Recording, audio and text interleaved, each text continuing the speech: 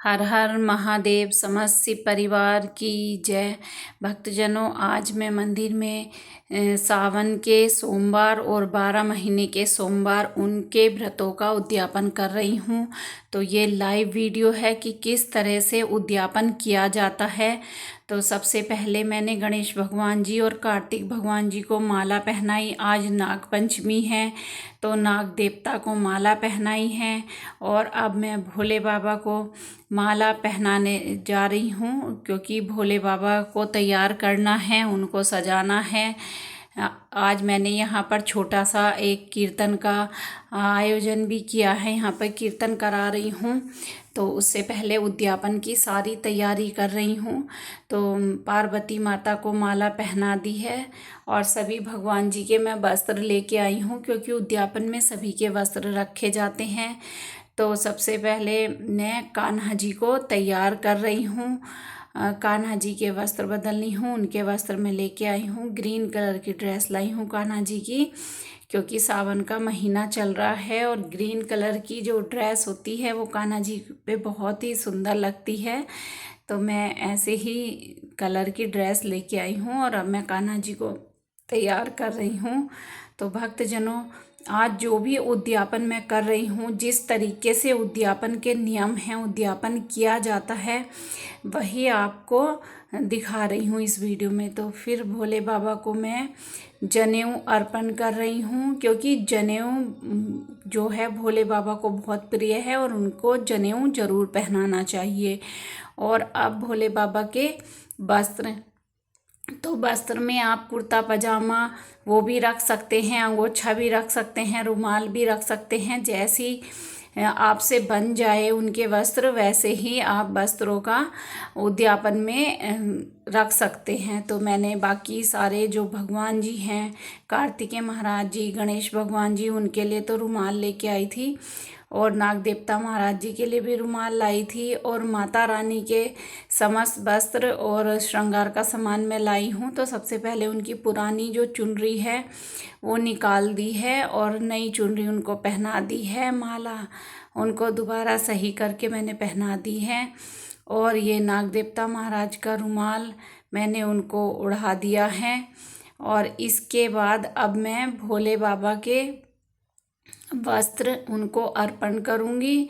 तो भोले बाबा के लिए मैं अंगोछा लेके आई हूँ। भोले बाबा को वाइट कलर का अंगोछा पहनाया जाता है। और अब बेटे से कान्हा जी को वस्त्र अर्पण करा रही हूँ और उनको जो है उनका भोग और दक्षिणा रखवा रही हूँ। तो थोड़ा सा बच्चों को भी सिखाना ज़रूरी है, उनका हाथ लगवाना भगवान जी के काम में ज़रूरी होता है। तो बेटे से मैं यहाँ पूजा करा रही हूँ। और बालाजी महाराज जी को भी, क्योंकि कहते हैं कि औरतों को उनको छूना वर्जित है, तो इसलिए बेटे को लेके आई हूँ। उससे बालाजी महाराज जी के जो वस्त्र है, अंगोछा है, वो पहनवा रही हूँ उनको। तो मंदिर में जो है पूजा का काम मेरा उद्यापन का इस तरीके से हो रहा है कि संपूर्ण उद्यापन मैं आपको दिखा रही हूँ। और इसके बाद भोले बाबा का अंगोछा जो मैं वस्त्र के रूप में लेके आई हूँ इस बार, क्योंकि पिछली बार मैंने वस्त्र उनको अर्पण किए थे, तो मैं हर बार अलग अलग चीज़ें भगवान जी को अर्पण करती हूँ। और रुमाल है भगवान जी का। तो उद्यापन में मैं सोचती हूँ भगवान जी को एक एक करके, जब भी मैं कोई पूजा करूँ, एक एक करके सारी चीज़ें जो हैं उनको अर्पण करूं। और ये गौरी मैया का श्रृंगार है, उनके वस्त्र हैं, साड़ी हैं, तो उनको अर्पण कर दिए हैं। अब मैं उनका श्रृंगार कर रही हूँ। तो सबसे पहले तो उनको सिंदूर लगा रही हूँ। उनका सारा श्रृंगार करना होता है गौरी मैया का। तो सिंदूर लगाने के बाद अब मैं उनको बिंदी लगाऊंगी, मेहंदी लगाऊंगी, नेल पेंट लगाऊंगी और जो है उनको चूड़ियाँ अर्पण करूंगी। क्योंकि सावन के महीने में हरे कलर के, जैसे मैंने बताया, वस्त्र और चूड़ियाँ जो है माता के श्रृंगार में रखना, उनको अर्पण करना बहुत ही शुभ माना जाता है। तो गौरी मैया का श्रृंगार कर रही हूँ। तो भोले बाबा और गौरी मैया का आशीर्वाद मेरे समस्त परिवार पर बना रहे और सभी भक्तजनों पर भी बना रहे। तो उद्यापन की जो तैयारी है इसमें काफ़ी समय लगता है, क्योंकि ढंग से इसको करना पड़ता है, कोई भूल चूक ना हो जाए। तो इसलिए पंडितानी जी को मैंने यहीं अपने पास में बैठा रखा है मंदिर में। वो जैसे जैसे मुझे बता रही हैं वैसे वैसे मैं उद्यापन की तैयारी कर रही हूँ। और माता रानी को समस्त श्रृंगार और वस्त्र अर्पण मैंने कर दिए हैं। हे गौरी मैया, समस्त शिव परिवार, हे भोले बाबा, आप सब इस समस्त पूजा की जो भी मेरा सामान है इसको स्वीकार करें। और मुझसे कोई भूल चूक हुई हो उद्यापन के सामान में तो उसको मुझे क्षमा करें। और अब मैं भगवान जी को दक्षिणा रख रही हूँ उनके चरणों में, क्योंकि बिना दक्षिणा के रखे भगवान जी की पूजा अधूरी मानी जाती है। तो जब आप सारी चीज़ें भगवान जी को अर्पण करते हैं तो उसमें दक्षिणा भी बहुत ज़रूरी है रखनी। तो समस्त भगवान जी को दक्षिणा रख दी है। अब भगवान जी को चढ़ा रही हूँ फूल। लाल फूल, गुलाब के फूल सभी भगवान जी को बहुत प्रिय होते हैं, क्योंकि खुशबू वाली चीज़ें, खुशबू वाले फूल समस्त भगवान जी को ज़रूर चढ़ाने चाहिए पूजा में।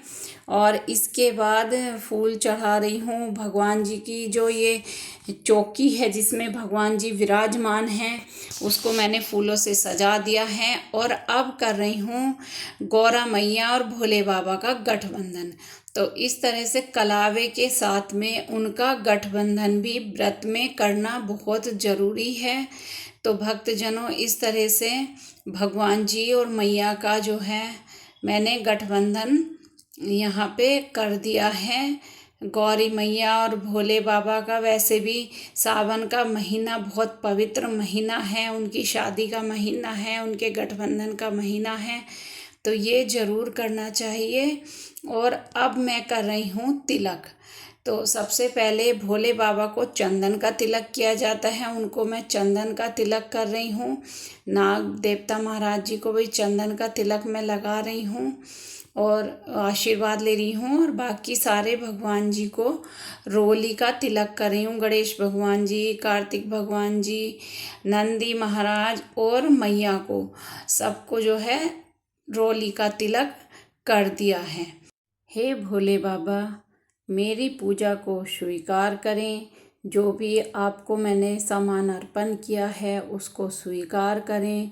और आपकी पूजा में कोई कमी रह गई हो तो प्रभु, हम आपके बच्चे हैं, उसको हमारी भूल चूक समझ के क्षमा करें। और हमारे जो कीर्तन आज यहाँ मंदिर में मैं करा रही हूँ उसको अच्छे से कराएं प्रभु, हमारी पूजा को स्वीकार करें। कान्हा जी तैयार कर दिए हैं, माता रानी तैयार कर दी है, चुनरी लगा दी है माता रानी को, और बालाजी को भी तैयार कर दिया है। तो चलिए भक्तजनों, देखिए मंदिर में भोले बाबा को सजा दिया है और अब यहाँ कीर्तन शुरू हो रहा है। तो आप सब भी हम सबके साथ कीर्तन में शामिल होइए।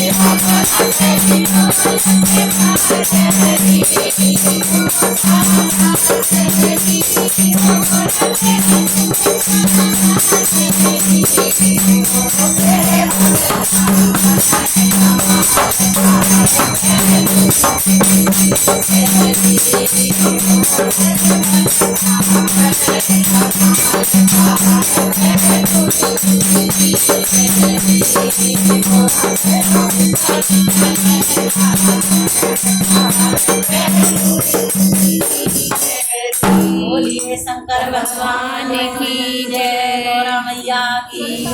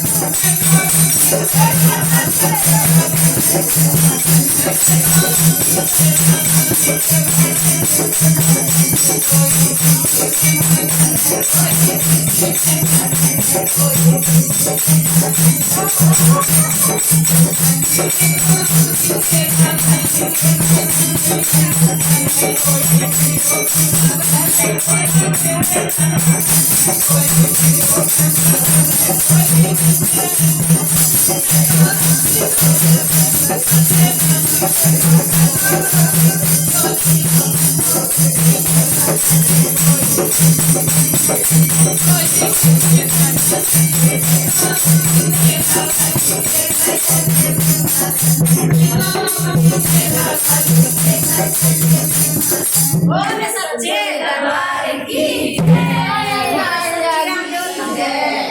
जय गणेश जय गणेश जय गणेश देवा माता की पार्वती